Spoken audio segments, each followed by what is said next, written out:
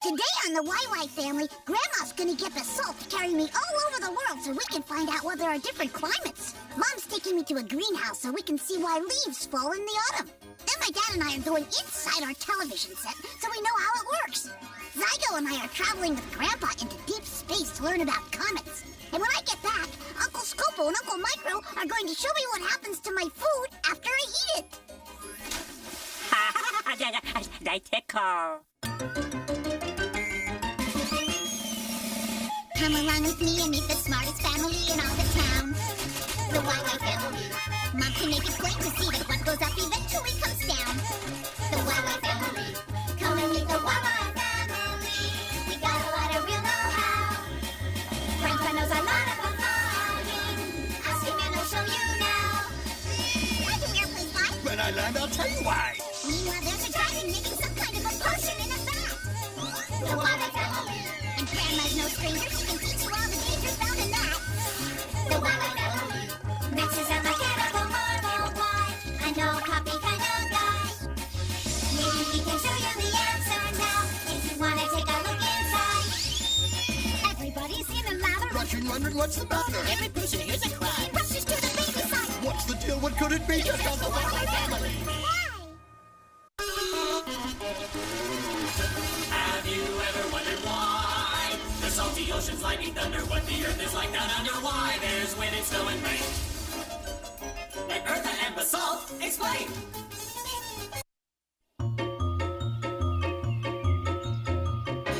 I can't take it anymore. Basalt! No! The pool is empty! Oh, steady. Gosh, Basalt, even I know you should make sure a pool is safe before you jump in it. Now you tell me. Be patient, Basalt. We live in a climate where heat waves never last very long. What's a climate? Climate means the kind of weather that's likely in a particular area. That's not how I wanted to cool off. As you know, the sun shines on our planet, but it warms some parts of the Earth more than others. Here's the middle of the Earth, the equator. Now, countries located along the equator are very hot, because there, the sun's rays shine straight down on the Earth. These countries have what's called a tropical climate, but at the North Pole, the sun's rays hit the Earth at a slant. Is that why it's so cold there? Yes. Whoa! The sun's rays are so weak that there's snow and ice all year round. That's a polar climate, the coldest on the whole planet. The only places with a polar climate are the Arctic and the Antarctic, Basalt. Oh, and where are we then? Here, in between the polar zone and the tropical zone. We've got a temperate climate. In temperate climates, winters are cold and summers are warm. But the sun is not the only thing that causes different climates. The sea also plays a part. Basalt, we're going to the coast. Yes! All right! Let's go back a few months. In winter, cold currents run across the sea and cool it down. In summer, the sea warms up more slowly than the air, so the sea acts to cool the air down.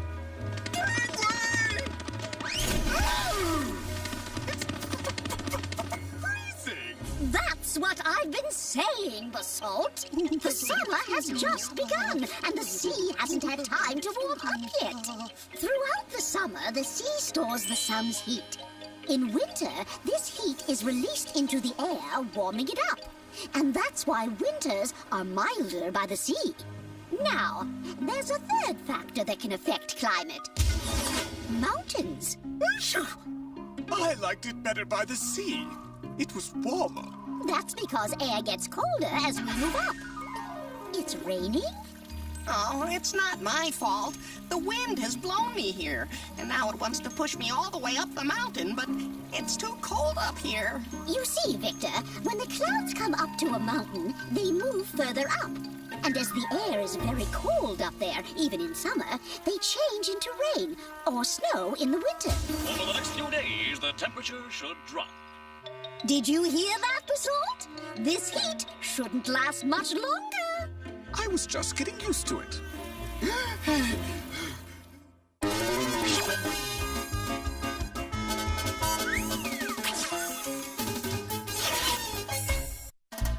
Hey, the questions that you have are not too serious. The animals and plants are not so mysterious, so have no fear. Everything will be made clear. Vanilla, quick, and quack are here.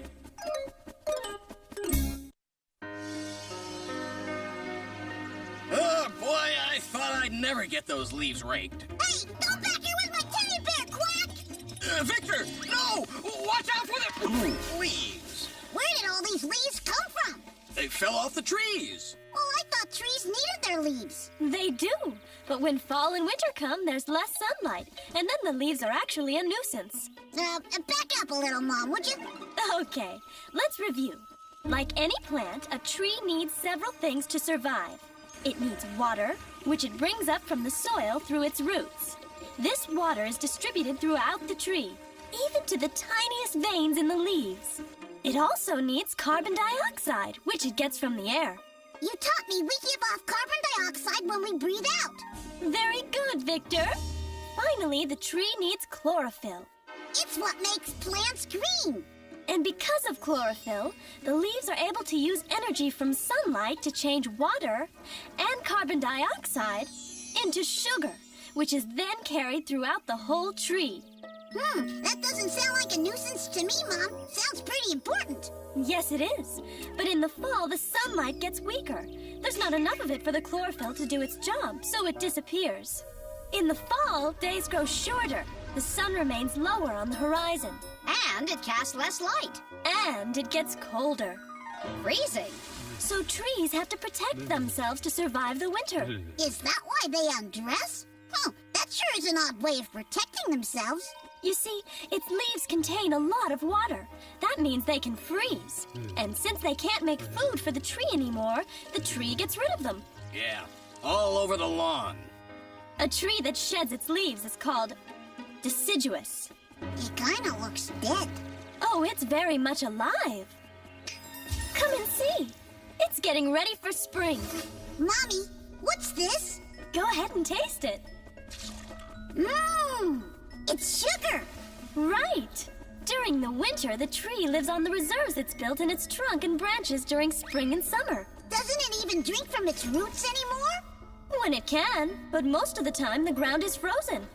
First floor. Stand back. Last delivery for the third branch on the right. What are all these corks for? The tree makes them in the fall to stop the sap from circulating in the leaves. So that's why leaves lose their color and die? Yes, but dead leaves are very useful too. They enrich the soil from which the tree's roots, even in the winter, draw the substances the tree needs to grow. And your dead leaves gotta get out of the way of the buds that turn into new leaves. Look. These little corks protect the buds until the spring when the sun's rays will become warmer. Tropical and equatorial plants are always green because they live in areas where the sun shines all year round. So, if there's no winter, they don't need to lose their leaves. Then they don't change to pretty colors in the fall. Hey! Well, at least they don't have to rake any leaves.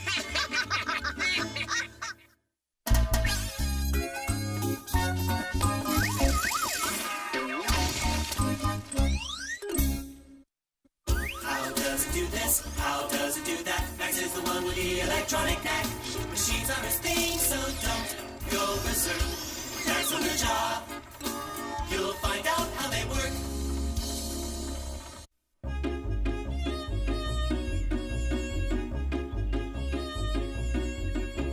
Hi, Victor. What are you watching? Nothing. The TV's not working. What do you mean? It has to work. It's almost time for the cartoons. Careful, Micro. You might break it. Dad, the television isn't working. I'll check it out. Aha! I think I see the problem. That was pretty good, Dad. Hey, how does the television work? It's very simple, really. I'll show you.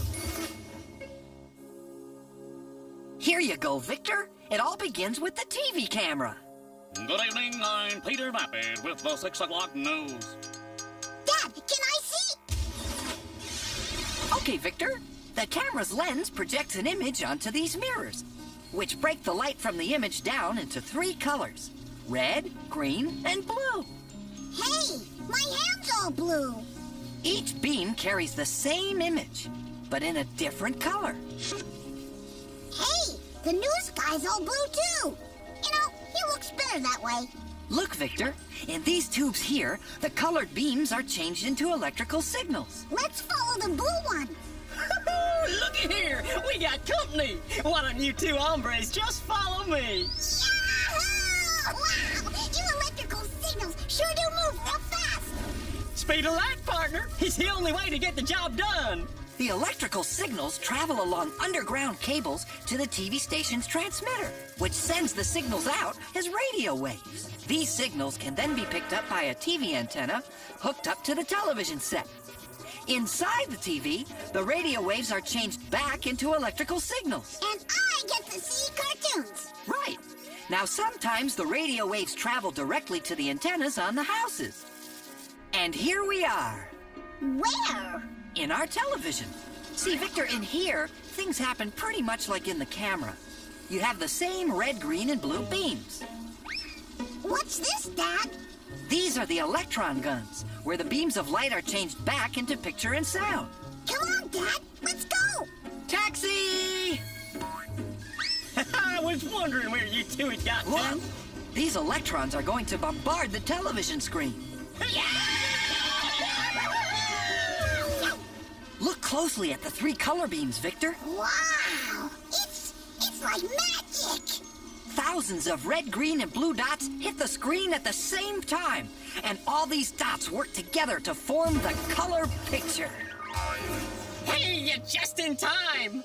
The cartoons are starting. Hey, cool. But I wanted to watch the news. But the rest of us want to watch cartoons. Hey, come back here with that. Hey! Hold it. If that's the way you're going to behave, no TV for any of you. Good day.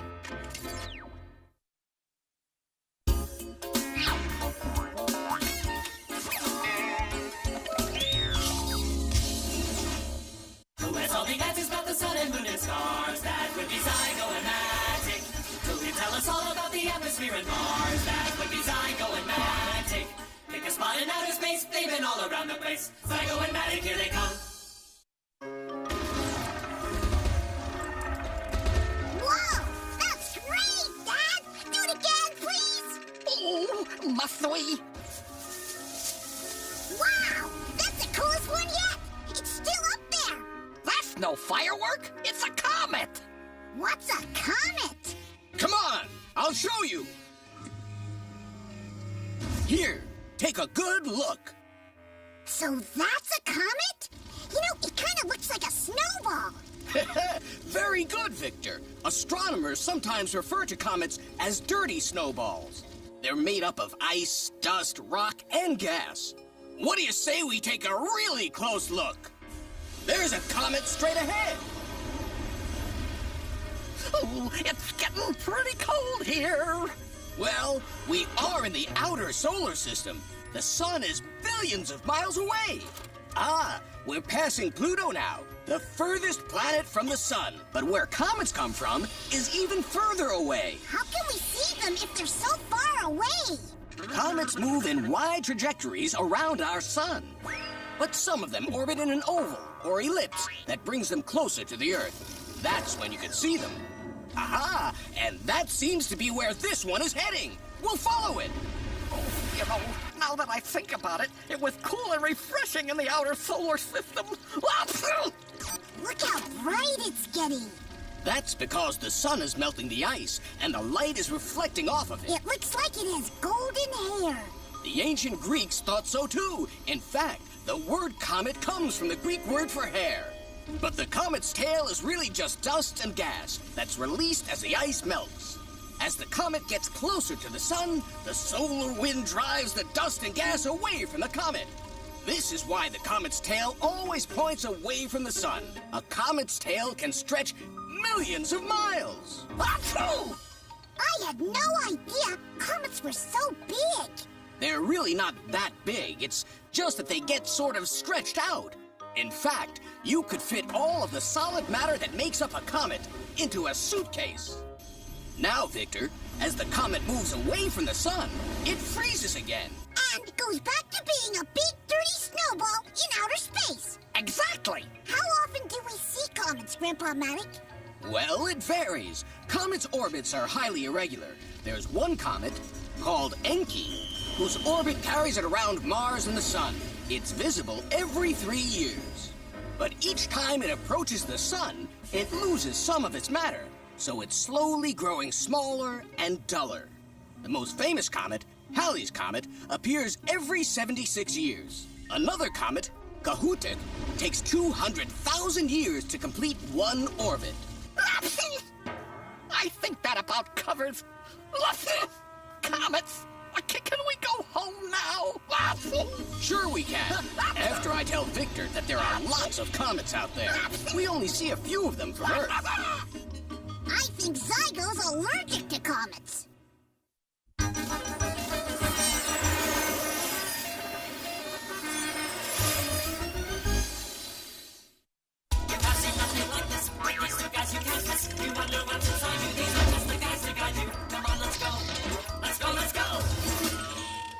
These guys are in the know, micro and Scopo.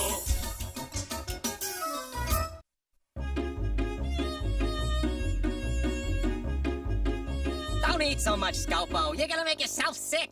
Just one more. No, you're setting a bad example for Victor. That hamburger looks really good. Uncle Micro? Uncle Scopo? Hey, where did you go? How Victor must have activated the gizmo by accident. Hey! Ugh, that greasy burger was disgusting enough at normal size.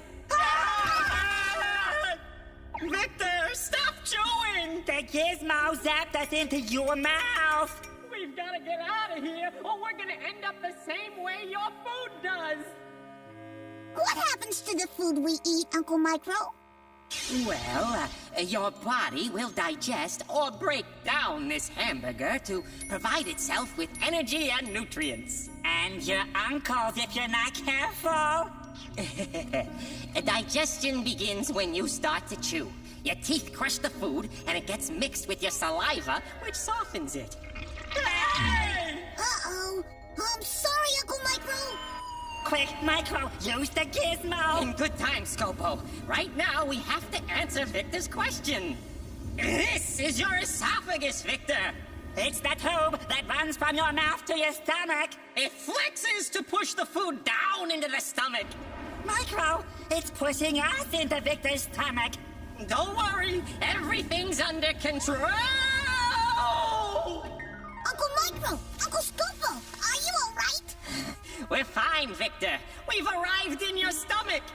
Well, what happens now? Well, the stomach is going to break the food down until it's entirely liquid. You know, I don't want to be entirely liquid. I told you, it's under control. Now then, the walls of the stomach have muscles that blend the food with your gastric juices. Gastric what? Gastric juices. Acids that break down the food. Watch. Hey, that's pretty good. Yeah, it takes about 2 hours for the food to be completely liquefied by the stomach. Then it moves into the small intestine, a coiled tube that's about 25 feet long. What does it do? Well, the walls of the small intestine are lined with little projections called villi. They tickle. Yes, I suppose they would. But actually, they remove the substances your body needs from the food. These substances then pass into the bloodstream so they can be carried to all the cells of your body. That's how your body grows and stays healthy. What's left passes into the large intestine, which absorbs some of the water. After that, your body gets rid of anything it has no use for. Oh, Micro, I think it's gonna get rid of us if we don't get out of here. Oh, we don't want that. Wow. Oh. Thanks, Thanks, Uncle Mike. That was really interesting. Now, can you show me what happens when we eat a chili dog?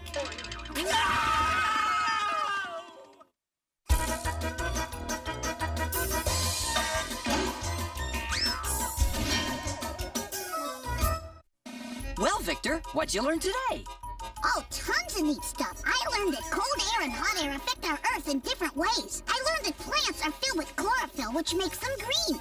And that in autumn, their leaves fall because they get less chlorophyll. I learned that, like magic, thousands of blue, green, and red dots hit my television screen at the same time, and those dots form a color picture. I learned that comets look like big, dirty snowballs because they are made up of ice, dust, rock, and gas. And I learned that digestion begins when my teeth crush the food. Hey! And the saliva in my mouth softens it.